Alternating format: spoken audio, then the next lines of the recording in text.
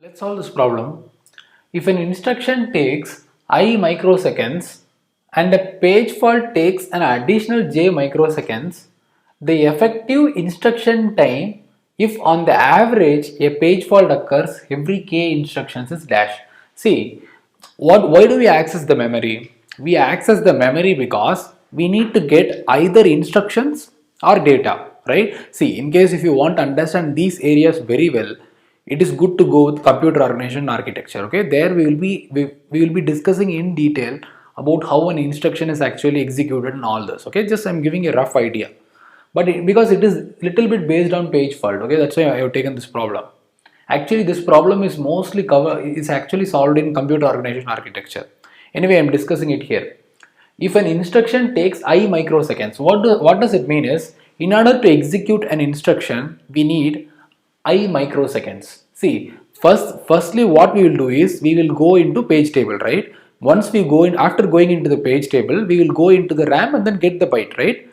And here we can assume that it is instruction. See, the fetching the byte can be either an instruction or it can be data, right? But since they have given this as an instruction, we can assume that the byte which we are going to search is an instruction. Okay, it is just an assumption. According to this problem, if an instruction takes I microseconds, what does it mean is, in order to execute an instruction, it is going to take I microseconds. They are actually including both page table access as well as the data access in the memory, right?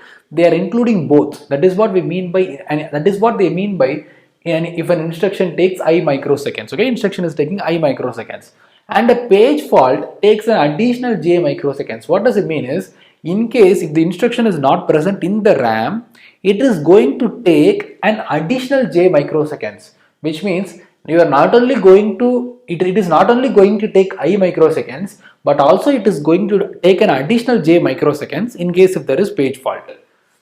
The effective instruction time, which means, what is meant by effective instruction time is, what is on average, how much time does it take in order to fetch an instruction and fetch and execute an instruction. That's what they are asking.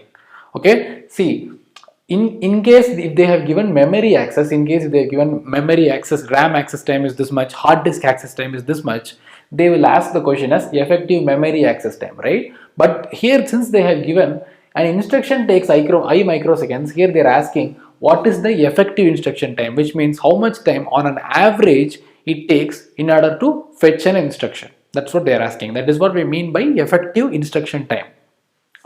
If on average a page fault occurs every k instructions, in case if I am fetching k instructions, out of which one of them will result as a page fault. Okay, that's what they have given it. Anyway, let's solve the problem. It is not that difficult as it looks like. Effective memory access time is nothing but, we can solve in both the methods, as you know. Anyway, I am solving it using the first method first, and then I will solve it using second method.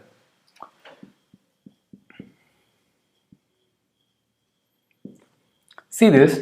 See, they have told that it is going to take I microseconds in case if there is no page fault, right? But the page fault rate is given as 1 by k. If page fault rate is 1 by k, then page hit rate is nothing but 1 minus 1 by k, right? See, by 1 by k they actually mean the fraction. Okay, it is not percentage. That is why I have taken as 1 minus 1 by k. So in case if there is no page fault, it is going to take I microseconds, right? It is going to take I microseconds. See, this is going to confuse you. It is not necessary here. Okay, I'm just taking it I. Fine. If there is a page fault, which means in case of 1 by k of time, 1 by k fraction of time, it is going to take I plus j, right? Because they are saying that in case of page fault, it is going to take an additional j microseconds, which means apart from this I microseconds, we are going to take an additional j microseconds in case if there is a page fault. That is what they have given. So it is 1 minus 1 by k, we can multiply this, right? It is nothing but I minus I by k. Fine, this is nothing but 1 by k into I is I by k, right? I by k plus 1 by k into j, 1 by k into j. Now minus I by k and plus I by k will get cancelled. Fine. So in case if I simplify this, what will happen? I plus j by k, right? I plus j by k. This is the answer. So option A is the answer. Okay, it is little bit, it is simple actually, but they are actually confusing it little bit. Okay, but anyway, it is, in case if you are comfortable with computer organization and architecture, this question will be much more easier. Fine.